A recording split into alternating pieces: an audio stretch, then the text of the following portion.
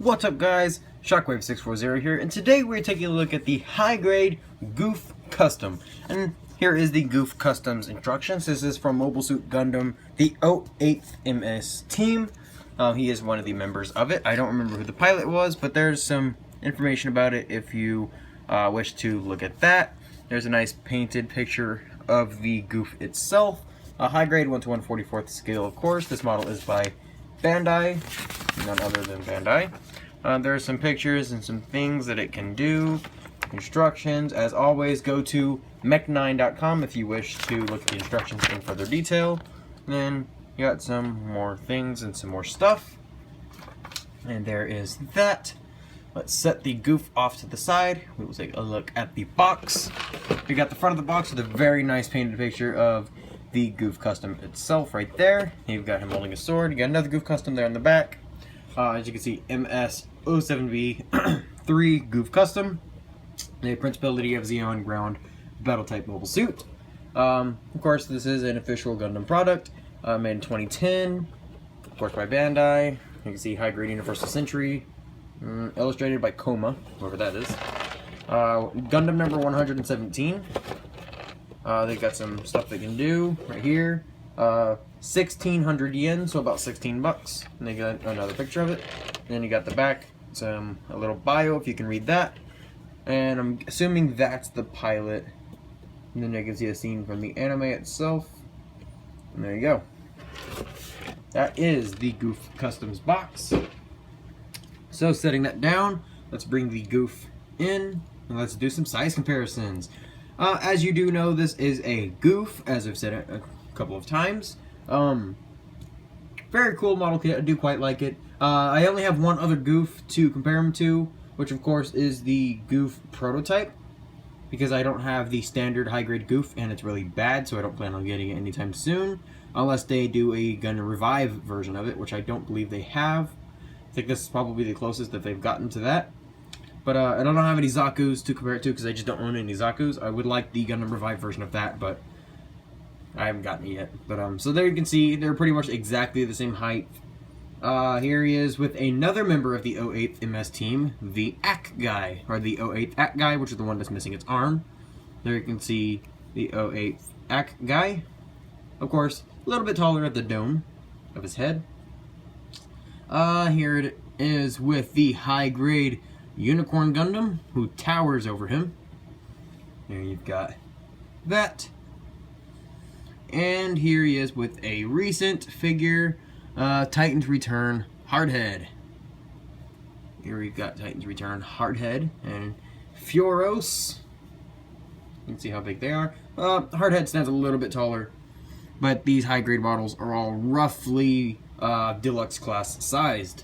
So let's get in here and take a look at the details. This guy did not have a lot of stickers, or at least if he did, I didn't put them on. I don't believe he had any stickers actually, except for, of course, his metallic red eye, and I believe that was actually it. If he did have stickers, I didn't put them on, but I believe he's meant to just be this one monotone kind of look. I don't think he was supposed to have any colors because he didn't really have much in the show.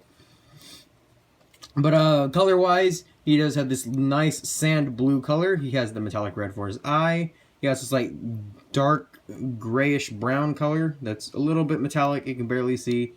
And then a translucent orange. And that's pretty much all the colors of plastic that he has on him. Articulation, his head is on a double ball joint, so you can make him do the chicken thing. He can look all the way around, but you do have to kind of lift him because his trunk does get in the way, and then it ends up popping off his head. You do have the little lever down there so that you can actually turn his eye. You turn it that much. So it's pretty cool that you do get this little lever down here. I purposely didn't clip my fingernails just so I could get the little switch to work, because you do need fingernails to get it to work. So there we go. I do really like the way that they have that little triangle right there to kind of make the GOUF look like it's angry. Very cool touch. Also be careful because this little spike up here is quite sharp, and I didn't cut it either. It's made this sharp, so be careful. Oh, let me see real quick.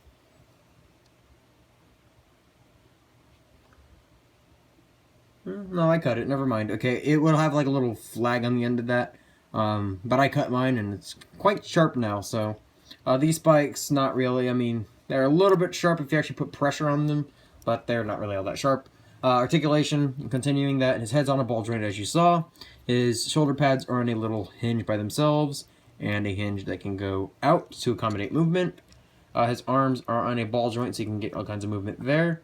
There is a hinge here, so you can get his arm going out about that far before it starts colliding with everything. Blazing that up, you do have a bicep swivel and a 90-degree bend at the elbow, and then ball jointed wrists. You have a waist. The waist is on a ball joint, but it's not going to go any further than this just because all this junk here does limit it greatly, so it's pretty much useless. Ab crunch, but also pretty much useless just due to all these hoses and junk around. The front skirts are hinged together, but I can't get them to move. They're supposed to be able to move because they are hinged. As you can see, they do kind of flex a little bit, but they don't move.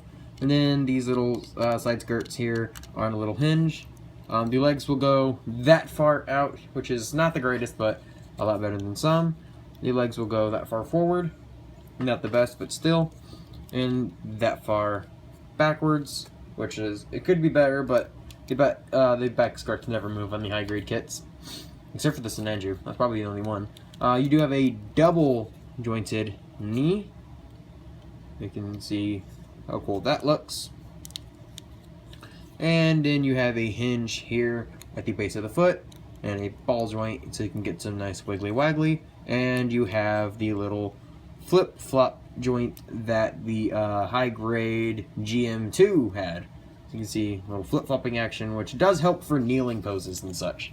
So quite articulated. Well, granted, he's not the most articulated thing in the world. He is still quite articulated, a lot more articulated than some models. And this hand is a little bit loose, as you can see. It's a little bit loose in there, a little bit loosey-goosey. So just ignore that. Yours may or may not be looser. I can easily just fix this. You pop that off, and then you come in here. You basically just come in here, split the arm, or pull that off like that, set that off to the side, and then you're simply just gonna kind of pull the polycap out like so.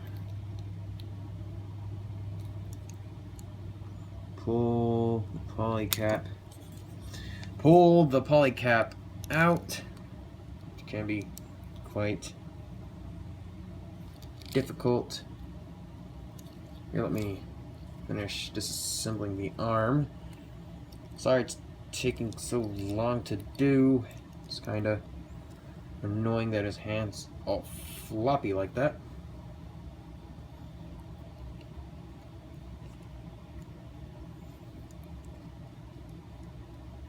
There we go. Just pull it out like so. Throw your old polycap to the side. Come into the box. Let me open that real quick. Come in. He has no extra ones. Well, dang. Well, if you did have any of this polycap right here, which is the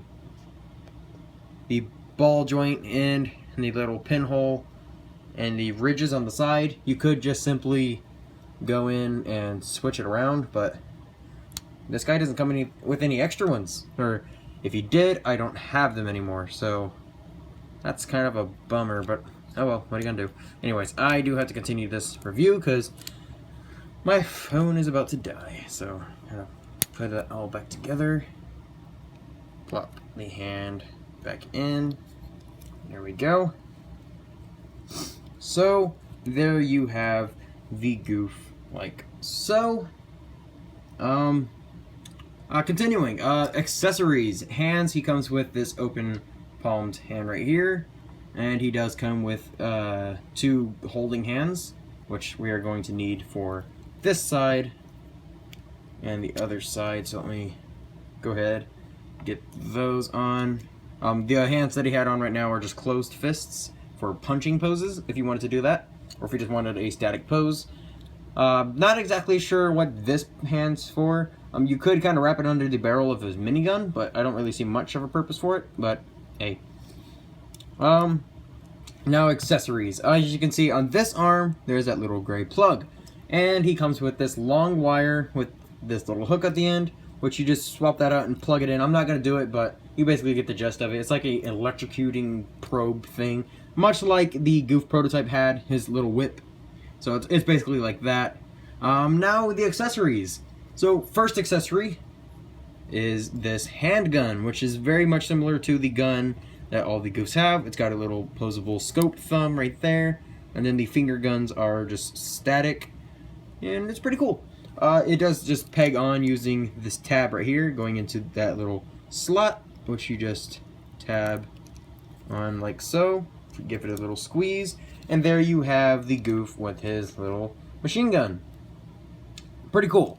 But what's even cooler is you can use this port right here, and you can grab his shield, and you can plug that on the top right in that port using that little slot. And now you can have him with a shield on top of his gun, but it goes even more so from that, if I don't make him explode. Let me get his hand and stuff. Yeah, you have to be a little bit careful. Mine's quite old. I got mine quite a while back. I think like 2 or 3 years ago. So mine's going to kind of explode every now and then. So just ignore the fact that it will explode, because these little pegs don't really hold onto the shield all that well. Let me make sure I'm lining it up. Gotta hurry, gotta hurry. Come on, here we go. Okay, plug that back on because everything likes to just fall apart. Because that's the joy of reviewing a model kit. Okay, there you have the shield, and now you can take this giant... Really? You gonna do this? Hang on, hang on.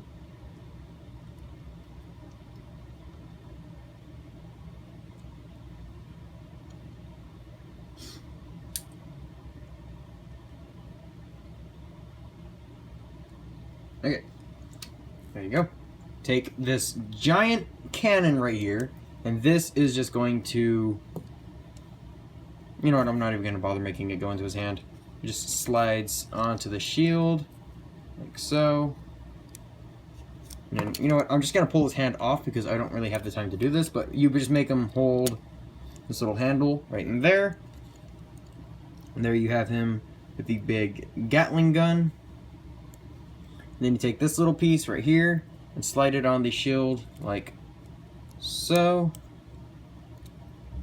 Like that. And then you have his sword, which he can hold very nicely. I'm not going to bother putting it into his hand, but very nice sword. Just kind of a plain gray though, which kind of sucks. But you can slide that into the back side of the shield.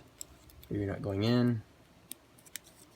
There you go. You can slide that into the back of the shield to store it.